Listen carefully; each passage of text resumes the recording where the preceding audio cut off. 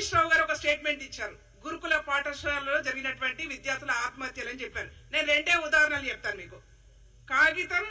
కాగిత సందీప్ జగిత్యాల. ఈ సందీప్ అయినట్టు ఏంటంటే కాలేజ్ డ్రాపర్. నేను రెండు ఉదాహరణలు మీ దృష్టికి తీసుకురాదలుచుకున్నాను, వీళ్ళు ఎన్ని అబద్ధాలు చెప్తున్నారు అనేది. సందీప్ అనేట ఆయన కాలేజ్ డ్రాపరు, మానసికంగా ఇబ్బంది పడుతూ ఆత్మహత్య చేసుకుంటే ఆయనను కూడా గురుకుల పాఠశాలలో ఆత్మహత్య కింద వృద్ధే ప్రయత్నం చేశారు. గాయత్రి తూప్రాన్ ఇంటర్ డ్రాపర్ అని కాలేజ్ చదువు మానేసింది, కొన్ని కారణాల చేత ఆ అమ్మాయి సూసైడ్ అటెంప్ట్ చేసుకుంది, పాయిజన్ తీసుకున్నది. దాన్ని కూడా గురుకులలో జరిగినటువంటి ఆత్మహత్యల కింద వృద్ధే ప్రయత్నం చేస్తున్నాం. అంటే వీళ్ళు తెలంగాణ ఉద్యమంలో నాడు ఇటనే పెట్రోల్ పోసుకొని అగిపుల దొరకలేదని చెప్పేసి ఆత్మహత్యలకు పురుగొల్పినటువంటి వీళ్ళే ఇవాళ కాలేజ్ డ్రాపరు వివిధ రకాల కారణాల చేత ఇళ్లలో ఉంటూ వాళ్ళు సూసైడ్ చేసుకుంటే అవి కూడా గురుకులాలలో జరిపినటువంటి విద్యార్థుల కింద ఇవాళ హరీష్ రావు గారు ముద్ర వేసే ప్రయత్నం చేస్తారు. అంటే ఎన్ని అబద్ధాలైనా చెప్పడం కోసం ఎంతకైనా దిగజారే ప్రయత్నం ఇవాళ బీఆర్ఎస్ పార్టీ చేస్తా ఉన్నది.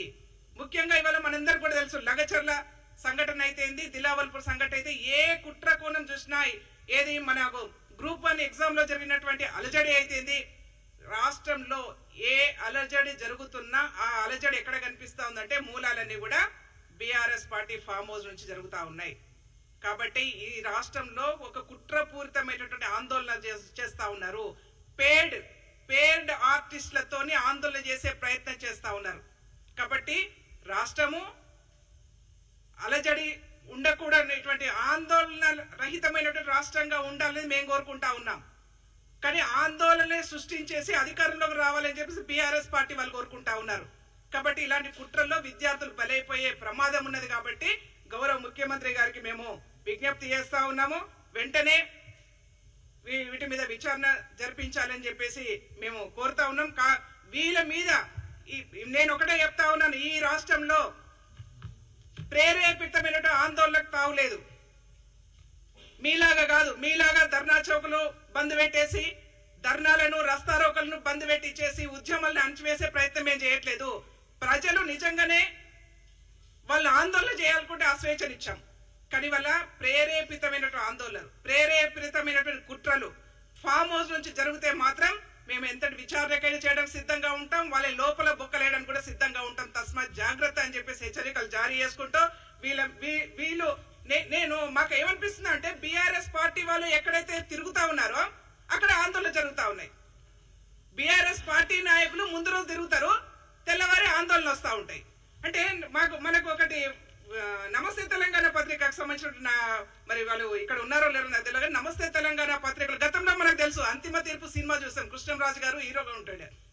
అప్పుడు ఏంది ఈ ప్రెస్లన్నీ కూడా ఏంటంటే ముందే కంపోజ్ చేసుకొని పెట్టుకొని ప్రింటింగ్ తయారయ్యేది. అంతిమ తీర్పు కృష్ణంరాజు గారు హీరో. వాళ్ళ పత్రికలో ముందే ఒక హత్య జరుగుతుంది అనుకుంటే ముందే పత్రికలో ప్రింట్ అయిపోయిన తర్వాత తెల్లారి హత్య జరిగేది. ఇట్లనే వాళ్ళ మాకు నమస్తే తెలంగాణ పత్రికను చూస్తే ఏమనిపిస్తుంది అంటే ముందే వాళ్ళ పత్రికలు వస్తా ఉన్నాయి, పలానా ఆందోళన జరుగుతూ ఉన్నాయి, పలానా దగ్గర ఆత్మహత్యలు జరుగుతూ ఉన్నాయి, పలానా దగ్గర గొడవలు జరిగే అవకాశం ఉందని చెప్పేసి నమస్తే తెలంగాణ పత్రికలు ముందే రాసుకొని తెల్లారి ఆందోళన వచ్చే పరిస్థితి ఉంది. కాబట్టి అంటే ఇవన్నీ చూస్తా ఉంటే ఏమనిపిస్తుంది అంటే ముందే వీళ్ళంతా కూడా ప్రీ ప్లాన్డ్ ఆందోళనలు, ప్రీ ప్లాన్డ్ ఫుడ్ పాయిజనింగ్, పిల్లలు బలి చేసే ప్రయత్నం చేస్తా ఉన్నారు. బీఆర్ఎస్ పార్టీ వాళ్ళు లిటరల్లీ నేను స్టిక్ అనే ఉన్నాను, ఇవాళ ఈ ప్రాంతం నుంచి మాట్లాడుతా ఉన్నాను, నేను స్టిక్ అనే ఉన్నాను. దీని వెనుక కేటీఆర్ గారు, ఆర్ఎస్ ప్రవీణ్ కుమార్ గారి యొక్క హస్తంతోనే ఫుడ్ పాయిజనింగ్ జరుగుతా ఉన్నది, పిల్లల్ని బలి చేసే ప్రయత్నం చేస్తా ఉన్నారు. కాబట్టి దీన్ని విచారణ చేయాలని చెప్పేసి గౌరవ ముఖ్యమంత్రి గారిని డిమాండ్ చేస్తా ఉన్నాను.